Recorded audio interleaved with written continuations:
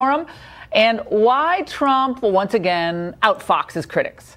Plus, Ann Coulter on a new California law, just as I left California, that could, yes, I kid you not, let illegal immigrants vote. Oh, goody. But first, the deep state strikes back and Schumer's revenge. That's the focus of tonight's angle. Do you all remember when liberals went nuts when they found out that George W. Bush, when he was a candidate for the presidency, was a member of Skull and Bones? Remember Skull and Bones? It's that Yale University super mysterious club that was founded in 1832. It's really creepy.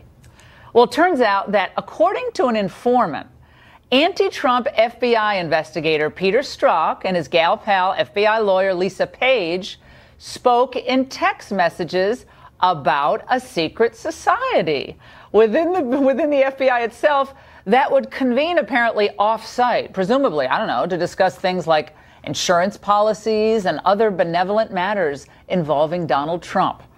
Well, Senator Ron Johnson today was flabbergasted at what he learned. What this is all about is further evidence of corruption, more than bias, but corruption at the highest levels of the FBI and that secret society. We have an informant that's talking about a group that were holding secret meetings off-site. There's so much smoke here. There's so much suspicion. Are there similar individuals, highly biased, political operatives burrowed into the Department of Justice as well? Well, you combine this with the suddenly missing 5 months of texts between the two lovebirds, and you do have a full-blown corruption scandal on your hands involving the very people who were leading the investigation into both Mrs. Clinton's private email server and the Russia collusion nonsense involving Trump. I have a question. How are heads not already rolling just knowing what we know now? Well, on my radio show this morning, former U.S. Attorney Joe DeGeneva, he made the case that this all indicates that we need a big change of leadership at the FBI and at the Justice Department. Quite apparent that Christopher Wray is not up to the job of being FBI director, that he is undermining its credibility, not strengthening it, and that he is completely controlled by the upper bureaucracy at the FBI. The other real problem is Rod Rosenstein. And I don't think there is any doubt whatsoever that Rosenstein is too close to Comey, too close to Mueller, too close to Wray, and too close to a whole bunch of people. Jeff Sessions seems to have decided that if he can have a little bit of fun within the goal, within the boundaries of the playing field and not get anybody mad at him, that's going to be enough to get the job done. It was ugly. It was brutal. And I have to say, the American public has a right to know what, if any, crimes or other improprieties were committed by members of the Obama administration and members of the current FBI. But I have to tell you, the bleeding, this has got to stop now. And the DOJ and the FBI, they have to be purged of anyone actively working to undermine the Trump administration with a political agenda, of course, and be purged of anyone who refused to remove those or report those committing this type of wrongdoing, who's serving from the government. They shouldn't be serving the government at all. And I'm not talking, just don't transfer them to another office. They must be fired. And now, on to Schumer's revenge. There were brief moments in the all led, remember, to Schumer shutting down the government in that big hissy fit. 2 weeks ago, we outlined a path forward on 4 issues: serious border security, an end to chain migration, the cancellation of the outdated and unsafe visa lottery, and a permanent solution to DACA. Unfortunately, the Flake-Graham-Durbin agreement does not meet these benchmarks. In fact, it would not secure our border, encourage more illegal immigration, increase chain migration, and retain the visa lottery system. In short, it's totally unacceptable to the president and should be declared dead on arrival. Oh, I love hearing dead on arrival when it comes to a bad immigration bill. Building the border wall was not just the president's signature campaign issue. It's what the American people want. Remember that new Harvard-Harris poll we told you about last night? A lot of people haven't focused on this. It showed that 61% of those surveyed feel border security today is inadequate. 54% of respondents want a wall or other barrier built across the U.S.-Mexican border. Couldn't be clearer. And while Americans do want to help the DACA people, I guess, and give some kind of protection to them, they don't want to be left defenseless to do it. That makes sense. Look, Chuck Schumer is under enormous pressure these days. A host of left-wing interest groups are insisting that he resist the president and fight him on everything, including immigration. Now, why are they doing this? Because they want to see the dawn of a new governing majority, and it's coming across the border. In the spring of next year, we're going to talk about this later on with Coulter, California will begin automatically registering any adult who obtains or renews a driver's license to vote in the state. Now, California has been granting driver's licenses to illegals since 2015. Fox News estimates that 1 million illegal immigrants already have secured a license to drive in the Golden State. This was by the end of last year. So now turning them into instant voters is sure to change the outcome of any election. Well, now it's a supermajority in that state for Democrats, but still, that is shocking. And speaking of these issues that the president and so many of us, and I know so many of you really care about, you hear a lot about chain migration, but I thought it was really important for you to understand what it is, how it transforms the country, and why it must end. Also part of the Trump must-haves on immigration. This is a White House graphic that we share with you exclusively tonight. You can see it. For every hour, the U.S. settles enough migrants to fill a small auditorium. That's really small print, isn't it? Every day, enough to fill a large high school. Every month, we resettle enough to fill an entire football stadium to capacity.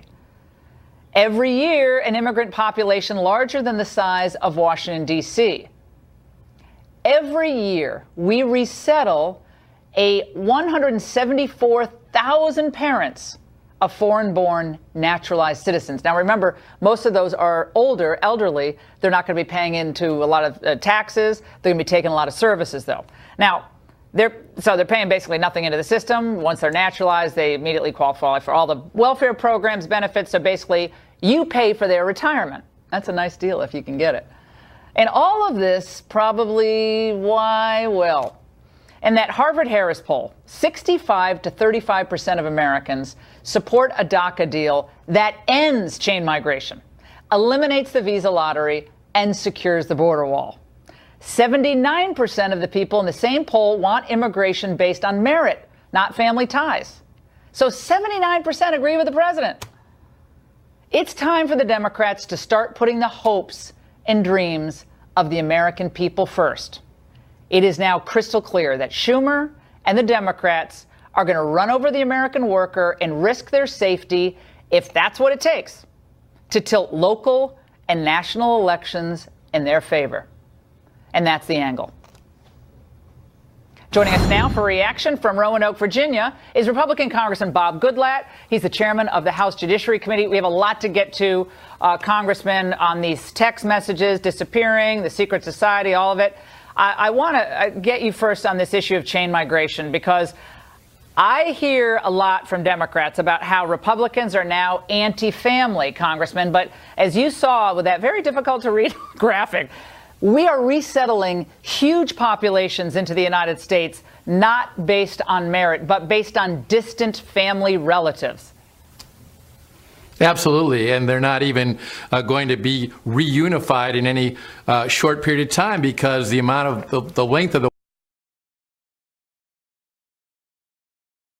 bill allows the immediate family, the spouse and minor children, to come into the United States. And that is very important for families. But these extended families do not benefit the United States in the sense that a merit-based system would, where people come here based upon education, job skills, job offers, and training. That's what we need in our economy, not people who are coming here based upon random needs for our country. And it's 400,000. The visa lottery is even more ridiculous. No, it's preposterous. It's 400,000 plus people every year coming in on this extended family chain migration. 400,000. It is a complete scandal. I want to move to what's happening with these revelations about the FBI, the disappearing text messages. Of course, now the understanding from an informant that there was a secret society discussed in text messages. I'm not sure what secrets they were talking about, but doesn't sound too good to me. Specifically, the text messages, Congressman. Joe DeGenova said on my radio show that the NSA has every text message, that we can get those text messages if need be. What do you know about that? We should search every place to find them because I think they still exist in some form somewhere. I'm pleased that Attorney General Sessions has made a commitment to investigate this and find them, but we should also undertake whether there is some way to gather them from some other source. It is very important, but even the text messages we have are alarming, and the secret society just harks back to the text we saw before in December talking about the insurance policy. What has been going on in that 5-month period of time? Well, we know one thing for sure, and that is that these people hostile to the president have not been conducting themselves in a manner that befits the Federal Bureau of Investigation. How does anyone have faith in the integrity of this investigation, Congressman, when we hear that in December we heard all text messages had been turned over, correct? On December 13th, Congress was told you have them all between Strzok and Page and a number of others as well. Then you guys just learned, oops, we actually didn't give you 5 months, critical time period of text messages. And now we find out secret society. We find out, that all these people donating to Democrats, connected to the old administration. How does the average person think the FBI isn't cooking the books here? And I love so many of the agents, but at the upper levels of the FBI. Well, there is no question that there are several people in headquarters that we have a tremendous amount of questions for, and we'll be some of them we've already interviewed. Some of them will be calling back for further questioning. Undoubtedly, that will include former Director Comey. It also is very true, as you say, that the overwhelming majority of the FBI works hard every day to keep us safe, to combat terrorism, to find and convict criminals. This is an organization that is the premier law enforcement in the world, and it is getting besmirched by a few people, and they need to clean house there. And Director Wray has been told that by a number of people. Do you have and full I'm faith disappointed that we haven't seen that. Yeah, do you have full faith in Director Wray right now? I think Director Wray needs to show some leadership in terms of responding to the fact that there is a crisis in the headquarters of the FBI and changes need to be made, and he could show that leadership right now. Well, why do you think Andrew McCabe is still there after everything we've learned about him, the deputy FBI director, and apparently Jeff Sessions, according to reports, leaned on Wray to get rid of him, and Wray said, I'll quit. That's one report. I'll quit if he goes. Now, what's that all about? Is there no chain of command at the FBI that matters? I don't know. I do understand that Mr. McCabe may be leaving very soon, and if that's the case, that's one step, but I think the director has more work to do. And Congressman, before we let you go, the Mueller investigation seems to be very leaky over the last 24 hours. We learned that Jeff Sessions had been called to testify, Comey, on that they're looking to bring in the president to testify on his firing of Comey and perhaps other matters. Concerns about the leaks coming out of this very high-profile, very important investigation when the president seems to be getting good news on other fronts, such as the government shutdown.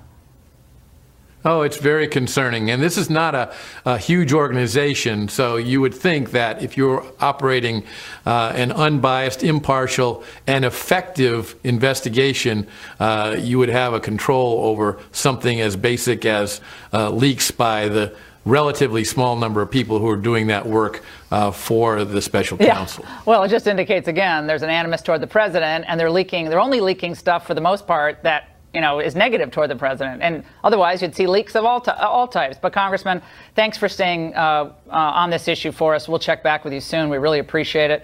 And by the way, given all we just discussed, it's time to take a really close look at the integrity of the entire Mueller investigation, the entire team. We're going to do that next with the man who conducted the grand jury questioning of Bill Clinton. And later, why is the NFL rejecting a Super Bowl ad by veterans? I kid you not. Stay right there. Issues raised by the FISA memo and the missing texts aren't confined to the FBI and the Justice Department.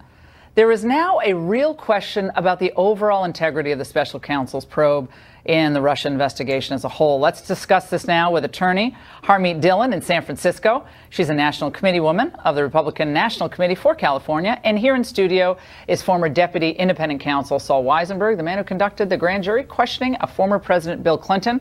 We're going to get into the possible questioning of Donald Trump in the coming weeks as well. Let's start with you, Harmeet, on this. Well, you now know the facts. We have missing texts covering a period of critical 5 months when Michael Flynn was questioned up to the day that Comey was actually appointed as, Mueller was appointed as special counsel. What does this say to you? Just innocent mistakes, updating problems with the software? I mean, what's going on? Yeah, I would say that in a vacuum, you might believe that the software updating at the FBI was flawed and didn't capture some of these things. But in the grand context of what's been going on in this situation, and we have revelation after revelation after revelation, when the FBI actually found out about Strzok's behavior in the affair between him and Lisa Page back in July, to me as a lawyer, it's shocking that the United States Marshals didn't go in right away to seize the devices of both of these FBI employees to find out what was on them. I mean, you can't take their word for it, given their breach of the rules. So even you go in and you get a warrant, and you get a subpoena in this case, and you take the hard drives or you take the phones and you forensically examine them. So it's shocking to me that today the Attorney General comes out and says we're going to look into this. Who's been watching the shop over the last 6 months, and why wasn't that done back in July? So that's one thing that concerns me. And then, of course, you've got the memo and the troubling revelations about FISA. I mean, to me, no way. I have a very hard time believing that it's a coincidence. I don't believe it. Saul. Oh, I think it's very unlikely that it's a coincidence. And I mean, you guys are both really smart people, and you're hedging. This is obviously not a coincidence. These are 5 months. Two people negative on Trump, wanted to kill him off. They wanted an insurance policy. The idea that in any way, shape, or form, there's a .000. This is like OJ's innocent. I'm sorry, but this is ridiculous. Well, there is no way this is an updating glitch. This is ridiculous. Here's the key. You guys are being way too judicious on this. I'm sorry. Well, we don't know for sure, and you don't know for sure. But here's the key. Here's the key. I'd bet a lot of money on it. I'm actually going to agree with you on this if you let me, but here's the key. The FBI was asked, is this just for this case, this glitch? Yeah. Or is it other people's phones and other cases, and they refused to comment? That's a really simple question. Did this happen with other phones and in other cases? And by the way, if it happened in other cases, there's a real Brady problem. You know, in criminal cases, you've got to turn this stuff over. You've got to turn exculpatory information over. Well, so that's an easy question the FBI should be able to answer. They need to decide whether they're the Federal Bureau of Investigation or the Fan Belt Inspectors. And they need to do it quickly. So they said in December, mid-December, that they told the committee they had turned over all texts. Like, document production, I've done them, you've done them. It's really thorough. There are computer programs that actually mark the documents that you have to separate out, ones that are privileged, ones that aren't. And how do you tell them, oh, we've sent it all over, and then this 2 days ago, oh, well, by the way, 5 months are missing. It just happens to be the two most controversial people other than maybe Andrew Weissman. Well, have you ever been involved in FOIA litigation with the DOJ? They do that all the time. All the time they go into judges and say, after having said under oath, we've provided you everything, gee, we screwed up. So let's talk about Trump maybe being questioned by Mueller. What do you make of this? And it's a good idea for him to be questioned. You have Roger Stone said it would be cataclysmic. It's a trap. He shouldn't go. But what's the alternative? When you originally asked me about this, I said that if it was a normal client, you would never let him be interviewed. And if they subpoenaed him, you would take the fifth. And I told you, I assume Trump doesn't want to take the political liability of taking the fifth. But I actually think if anybody could pull it off, it would be President Trump, and it would be a white-collar defense lawyer's dream for President Trump to say, basically, ladies and gentlemen, the Fifth Amendment protects the innocent as well as the guilty against artful questions from a sophisticated prosecutor. And I am innocent, but I am going to exercise my constitutional right, which every criminal defendant has and should exercise. He'll also say, Harmeet, right, that this whole thing has been a circus, totally tainted. This whole thing is the fruit of the poisonous tree, and I'm not gonna give you the rope to hang me with. I mean, I guess he could say that. Politically, maybe you could play it both ways with the base, but what are your thoughts? Well, it would be a high-risk strategy, but as Saul said, if anybody could pull it off, the president could do that. And, you know, he has the ultimate authority, and he's the head of this government. So, you know, the political calculations, though, you know, he has a lot of things he needs to get done here, and we know how the Democrats are going to react to that. So I'm sure he's getting able counsel. I certainly hope he is on that issue. But I've got to say, you know, back to the investigation itself, it appears to be corrupt at many levels. And that disturbs me, and it's really undermining. No, okay. Saul doesn't think it's corrupt, and Saul and I have been going round and round on this for how many months now? 3 months. So good to see you in person, by the way. Yeah, likewise. So nice to see you in person. But if you're talking about, by the investigation, if you mean the Mueller investigation, I see virtually no evidence that it's corrupt. I think he's a totally honorable person, and he's not free of having made some mistakes, but that's the way it goes. Everybody makes mistakes. I didn't say Mueller was corrupt. I said the investigation was corrupted, and it absolutely is. I stand by that. Yeah, which investigation are you talking about? The Mueller investigation, and all of the people with conflicts of interest in it, and all of the people with disappearing evidence that we've just seen today, and the lack of accountability. I think that's shocking. That's not the Mueller. That's not part of the Mueller investigation. They worked on the Russia investigation. Yeah, but the missing texts are not. They're people. Yeah. Well, it's the same people. It's the same people. It's amazing. I've got to say, we're out of time, guys. But it's amazing. There are only like 3 people who do all the interviews. Like, why not spread around some of the love to the other poor investigators who are working on really boring cases? We'll have you back as this moves forward, especially perhaps with Trump talking behind closed doors, or not. Maybe you did yours on camera with President Clinton, correct? We did. It was kind of a historical accident. Absolutely. And guys, have you heard that, by the way, Hollywood, after everything that's happened with Weinstein and so forth, is getting ready to have its big Me Too moment at the Oscars? One problem, they just gave a Best Picture nod to a movie that actually undermines the entire message. And meanwhile, the FBI rejecting a Super Bowl ad by a veterans group. Yes, I am telling you the truth. You will not believe the story. Don't go away. Time now for our Seen and Unseen segment, where we expose the big cultural stories of the day. First up, at the height of Hollywood's Me Too moment, they have just given Oscar nominations to a film glorifying statutory rape. Yes, that's true. After the year they had, what are they doing? Let's bring in Fox News contributor Raymond Arroyo. Tell us about this film, Call Me By Your Name. You remember we talked about this weeks ago. Yeah. This is the film where Armie Hammer, a 24-year-old man, falls in love and has relations with a 17-year-old boy. This is being celebrated. It got 4 Oscar nominations, including Best Picture today by the Academy Award. And there's really little to commend it. No one's seeing this movie. Okay, let's look at the box office. There's a scene. A short scene, please. Yeah. Box office for the Best Picture nominees, including this Call Me By Your Name. Call Me By Your Name, 9,100,000. Right. Darkest Hour, that's the Churchill, 41 million. Gary Oldman should win. Dunkirk, 188. That's a big tour de force. I think it's more than that, actually. Get Out, 175 million. Yep. Is that right? Yes. Lady Bird, 39 million. Phantom Thread, 6 million. The Post, 40.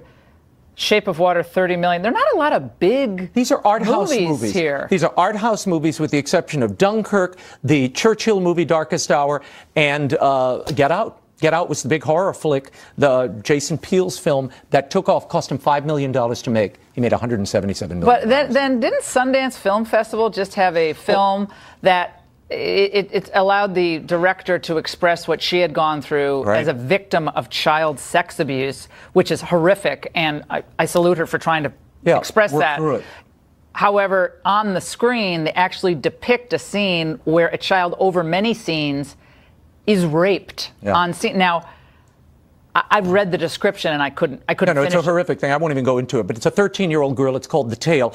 She's abused in the film, but she thinks she's having a special relationship with this older man. So now, in that film, clearly, child rape is portrayed as a bad thing. In 2015, the Academy Award was given to a film called Spotlight, calling out child abuse in the Catholic Church. Right. But now, the abuse of a 17-year-old boy by a 24-year-old man. It's consensual, though. He can give consent at 17, which you can't according to most. No. Well, any state law that I could think. Well, right. Maybe a few states. There's a reason consent exists, and Hollywood better get its story straight. Is the abuse of minors a bad thing, or is it at times a romantic interlude and something to be celebrated?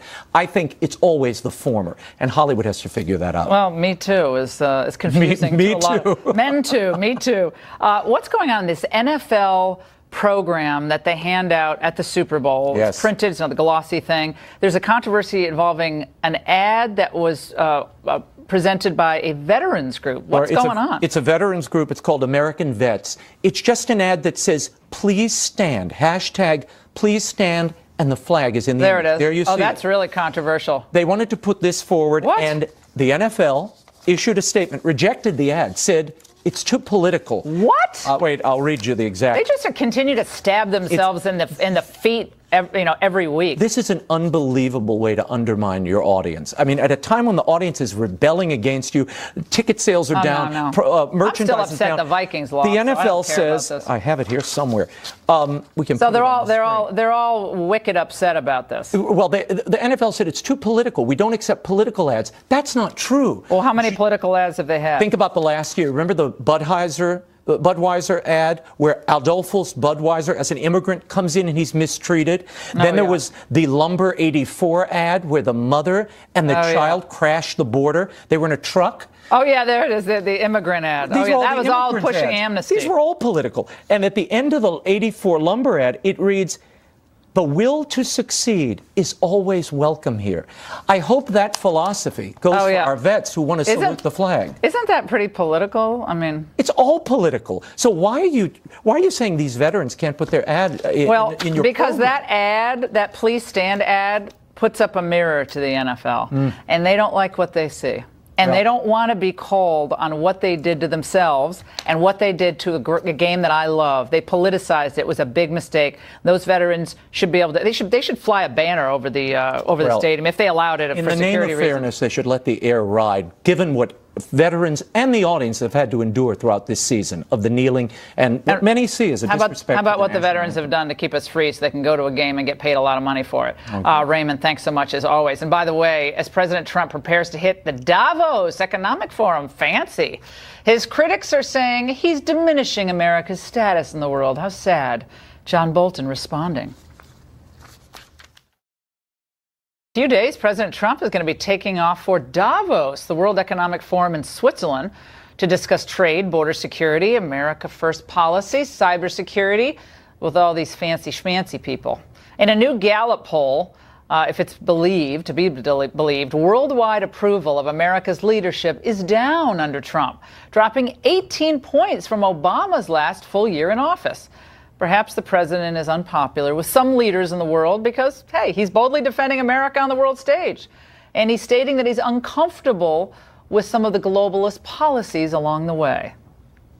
Muslim nations must be willing to take on the burden if we are going to defeat terrorism and send its wicked ideology into oblivion. NATO members must finally contribute their fair share and meet their financial obligations. We can no longer tolerate these chronic trade abuses, and we will not tolerate them. We are not going to let the United States be taken advantage of anymore.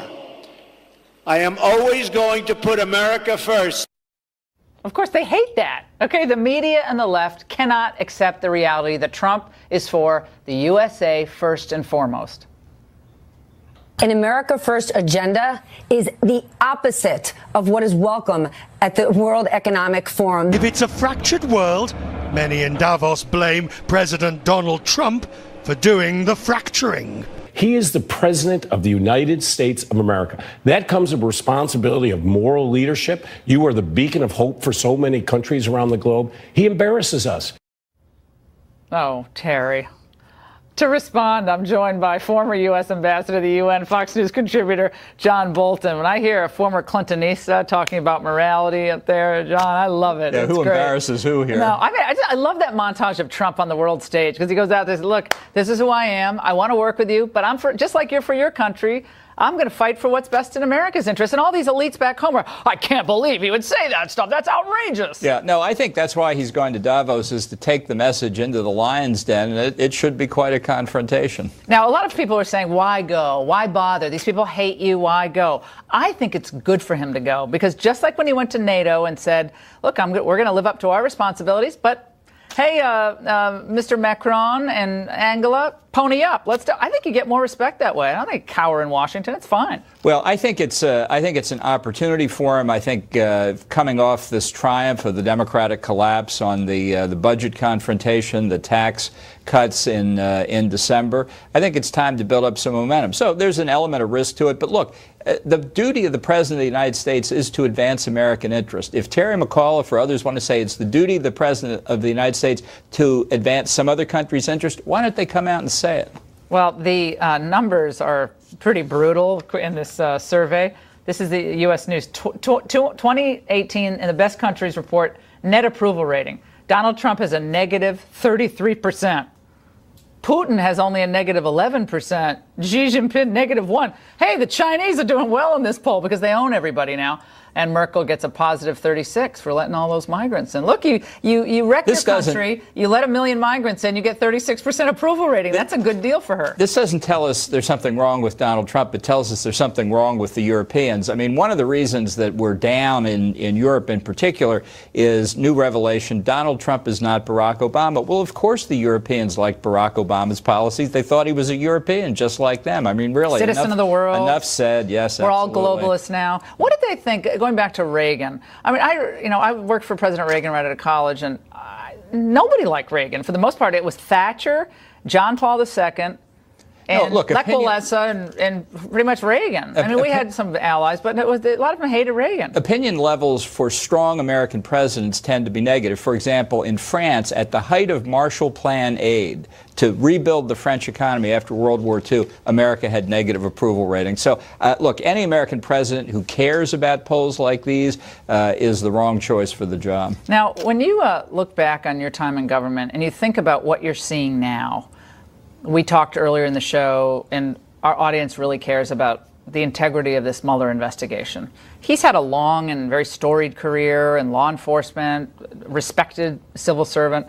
But when you have reams and reams of text messages that just go missing between two key figures in this investigation, and now we have mentions of secret societies and insurance policies and memos that Democrats don't want released, imagine if this were happening during the Bush administration, what the left would be saying. We'd be in the slammer now. Look, I'm an alumnus of the Justice Department. Yep. I worked for Ed Meese and Dick Thornburg in the Reagan administration. I have enormous respect for the street agents, the guys who pound the bricks at the FBI. But there is something wrong at the top of that institution. And I don't think that Director Wray, the new director, understands that yet. I don't think Attorney General Jeff Sessions, a longtime friend of mine, has taken aggressive enough action. The only way we're going to cure this rot within the Bureau is to get all the facts out. It's going to be unpleasant for a lot of people, but the American people need to have faith in their law enforcement system, and right now that faith is eroding. I think it's shattered until you're right. Either we learn everything or we purge the department. There's too much distrust at this point to say we're going to release a little bit, but not this and not the other thing. This is a time to get back on track, and I hope Sessions does it. Just open it up. John, great to see you as always, Ambassador Bolton. In just a minute, by the way, we're going to tell you how California is planning to register illegal immigrants to vote. My question is, what took them so long? Will be allowed to register to vote, and it'll happen actually automatically when they obtain or renew their driver's license, regardless of whether they're U.S. citizens. As leftist politicians import voters, they still don't seem to understand that there are actually dangers when this happens. And the latest evidence, an illegal immigrant Uber driver was arraigned just yesterday. He's alleged to have raped and robbed 4 young women in San Luis Obispo. Let's get into this now with New York Times bestselling author Ann Coulter in New York. And here in studio with me is Jose Aristimuño, who's a former Deputy National Press Secretary for the Democratic Party. Jose, let's start with you on this. Registering people to vote who are here illegally. Explain that one to me. Well, let's be clear here. This policy that's going to be implemented in April, this is what's going to happen. Voters, if you are in the country and you're undocumented, you can gain a driver's license in California. Right, you are.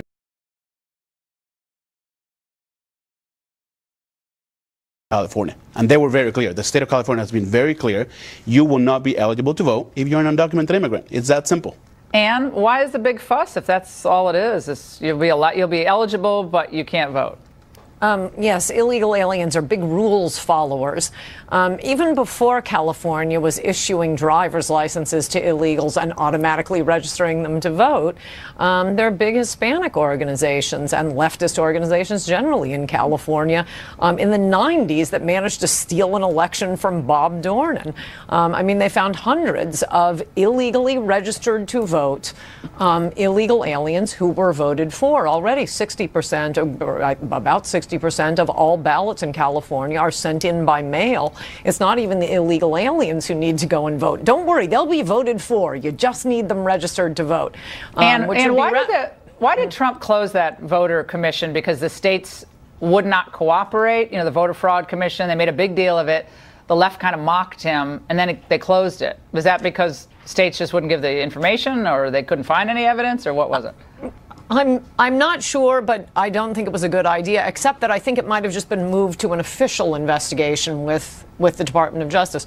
Incidentally, because of California's giving driver's licenses to illegal aliens, people are always saying, oh, it's so burdensome for people to have to get an ID in order to vote. Well, now all legal residents of California are required to now get a secondary ID in addition to their driver's license because of a federal law that says, hey, all of you states that are issuing phony ID laws, we need a real one now. So there's now the real driver's license you have to go into the inner circle of hell and register for all over again. And when they start giving that to illegal aliens, they'll have to have the real ID.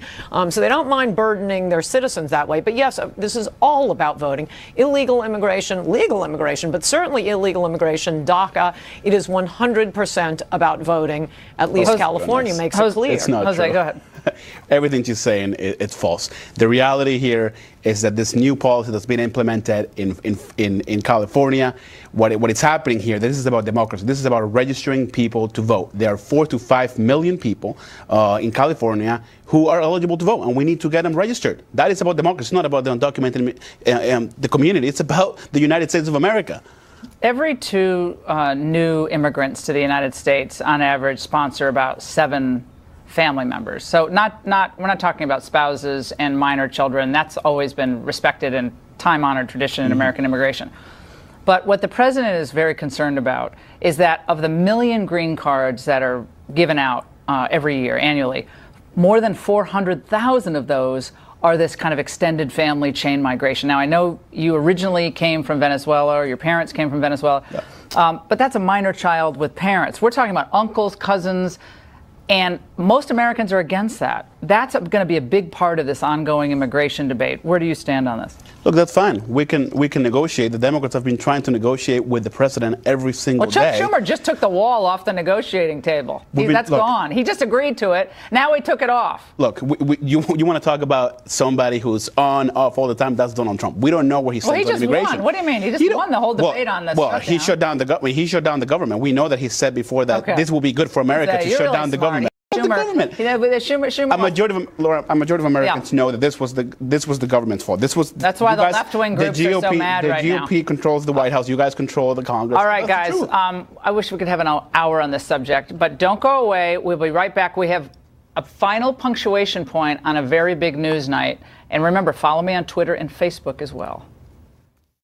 Will be allowed to register to vote, and it'll happen actually automatically when they obtain or renew their driver's license, regardless of whether they're U.S. citizens. As leftist politicians import voters, they still don't seem to understand that there are actually dangers when this happens. And the latest evidence, an illegal immigrant Uber driver was arraigned just yesterday. He's alleged to have raped and robbed 4 young women in San Luis Obispo. Let's get into this now with New York Times bestselling author Ann Coulter in New York. And here in studio with me is Jose Aristimuño, who's a former Deputy National Press Secretary for the Democratic Party. Jose, let's start with you on this. Registering people to vote who are here illegally. Explain that one to me. Well, let's be clear here. This policy that's going to be implemented in April, this is what's going to happen. Voters, if you are in the country and you're undocumented, you can gain a driver's license in California. Right, you already can do that. Right, but there are federal limitations, including you cannot register to vote if you're an undocumented immigrant in California. And they were very clear. The state of California has been very clear. You will not be eligible to vote if you're an undocumented immigrant. It's that simple. And why is the big fuss if that's all it is? You'll be eligible, but you can't vote. Yes, illegal aliens are big rules followers. Even before California was issuing driver's licenses to illegals and automatically registering them to vote, there are big Hispanic organizations and leftist organizations generally in California in the 90s that managed to steal an election from Bob Dornan. I mean, they found hundreds of illegally registered to vote illegal aliens who were voted for. Already 60%, or about 60% of all ballots in California are sent in by mail. It's not even the illegal aliens who need to go and vote. Don't worry, they'll be voted for. You just need them registered to vote. And why did Trump close that voter commission? Because the states would not cooperate. You know, the voter fraud commission, they made a big deal of it. The left kind of mocked him, and then they closed it. Was that because states just wouldn't give the information, or they couldn't find any evidence, or what was it? I'm not sure, but I don't think it was a good idea, except that I think it might have just been moved to an official investigation with the Department of Justice. Incidentally, because of California's giving driver's licenses to illegal aliens, people are always saying, "Oh, it's so burdensome for people to have to get an ID in order to vote." Well, now all legal residents of California are required to now get a secondary ID in addition to their driver's license because of a federal law that says, "Hey, all of you states that are issuing phony ID laws, we need a real one now." So there's now the real driver's license. You have to go into the inner circle of hell and register for all over again. And when they start giving that to illegal aliens, they'll have to have the real ID. So they don't mind burdening their citizens that way. But yes, this is all about voting. Illegal immigration, legal immigration, but certainly illegal immigration, DACA, it is 100% about voting. At least California makes it clear. It's not Jose, true. go ahead. Everything she's saying, it's false. The reality here is that this new policy that's been implemented in California, what is happening here, this is about democracy. This is about registering people to vote. There are 4 to 5 million people in California who are eligible to vote, and we need to get them registered. That is about democracy. It's not about the undocumented the community. It's about the United States of America. Every 2 new immigrants to the United States, on average, sponsor about 7 family members. So we're not talking about spouses and minor children. That's always been respected and time-honored tradition in American immigration. But what the president is very concerned about is that of the million green cards that are given out every year, annually, more than 400,000 of those are this kind of extended family chain migration. Now, I know you originally came from Venezuela, or your parents came from Venezuela, but that's a minor child with parents. We're talking about uncles, cousins, and most Americans are against that. That's going to be a big part of this ongoing immigration debate. Where do you stand on this? Look, that's fine. We can negotiate. The Democrats have been trying to negotiate with the president every single day. Chuck Schumer just took the wall off the negotiating table. That's gone. He just agreed to it. Now he took it off. Look, you want to talk about somebody who's on, off all the time? That's Donald Trump. We don't know where he stands on immigration. Won. What do you mean? He just won the whole debate on this. Well, he shut down the government. He shut down the government. We know that he said before that this will be good for America to shut down the government. Schumer. A majority of Americans know that this was the government's fault. That's why the left-wing groups are so mad right now. The GOP controls the White House. You guys control the Congress. All right, guys. I wish we could have an hour on this subject, but don't go away. We'll be right back. We have a final punctuation point on a very big news night. And remember, follow me on Twitter and Facebook as well.